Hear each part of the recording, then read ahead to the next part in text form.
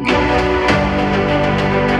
اسماعیل ہنیہ کو بدھ کے اولین پہر میں ایران کے دارالحکومت تہران میں اسرائیلی حملے میں ہلاک کر دیا گیا تھا، جہاں وہ نومنتخب ایرانی صدر کی تقریب حلف برداری میں شرکت کے لیے گئے تھے۔ عرب میڈیا کے مطابق اسماعیل ہنیہ کی نماز جنازہ کل صبح تہران میں ادا کی جائے گی، جس کے بعد میت کو دوپہر تک دوحہ منتقل کر دیا جائے گا، جہاں شہید رہنما کی تدفین جمعے کو دوحہ میں ہی عمل میں لائی جائے گی۔ Democratic Front for the Liberation of فلسطین نے اسماعیل ہنیہ کے قتل پر افسوس کا اظہار کرتے ہوئے اسے ایرانی دارالحکومت میں بزدلانہ کارروائی قرار دیا ہے۔ اپنے ایک بیان میں فرنٹ کا موقف تھا کہ اسماعیل ہنیہ فلسطینی رہنماؤں اور حریت پسندوں کے اس قبیل سے تھے جنہوں نے فلسطین اور اس کی آزادی کے لیے اپنی جان تک قربان کر دی۔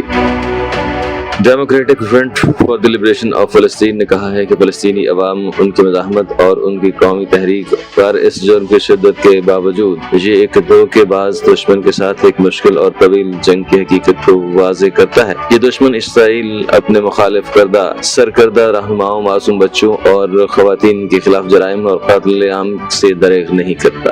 اسماعیل ہنیہ کی تدفین کب اور کہاں ہوگی؟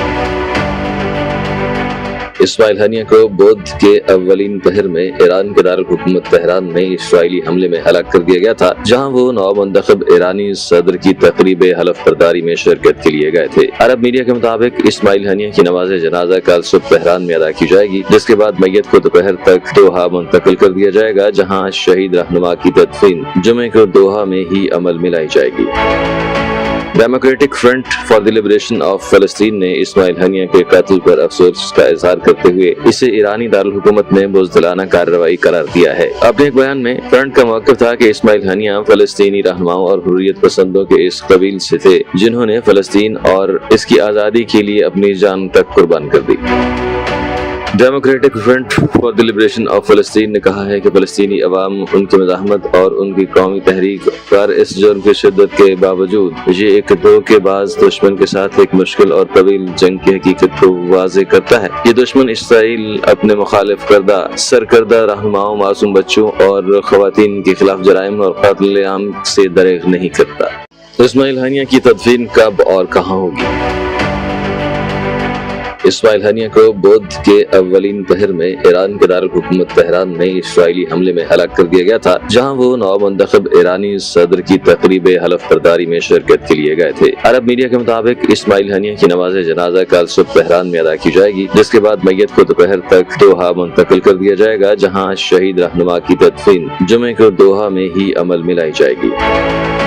Democratic Front for the Liberation of فلسطین نے اسماعیل ہنیہ کے قتل پر افسوس کا اظہار کرتے ہوئے اسے ایرانی دارالحکومت میں بزدلانہ کارروائی قرار دیا ہے۔ اپنے ایک بیان میں فرنٹ کا موقف تھا کہ اسماعیل ہنیہ فلسطینی رہنماؤں اور حریت پسندوں کے اس قبیل سے تھے جنہوں نے فلسطین اور اس کی آزادی کے لیے اپنی جان تک قربان کر دی۔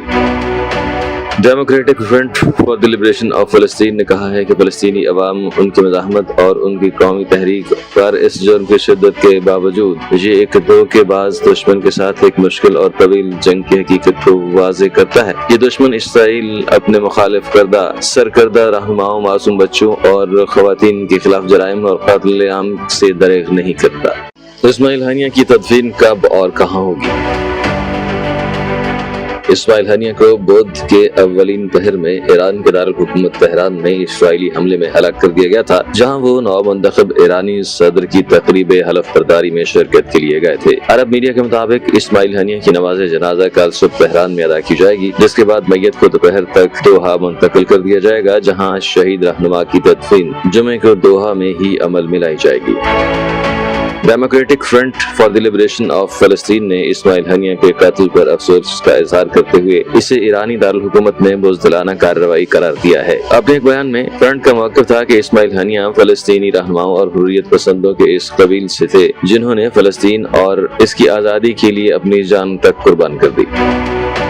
Democratic Front for the Liberation of فلسطین نے کہا ہے کہ فلسطینی عوام، ان کی مزاحمت اور ان کی قومی تحریک پر اس جرم کی شدت کے باوجود یہ ایک دھوکے باز دشمن کے ساتھ ایک مشکل اور طویل جنگ کی حقیقت کو واضح کرتا ہے۔ یہ دشمن اسرائیل اپنے مخالف کردہ سرکردہ رہنماؤں، معصوم بچوں اور خواتین کے خلاف جرائم اور قتل عام سے دریغ نہیں کرتا۔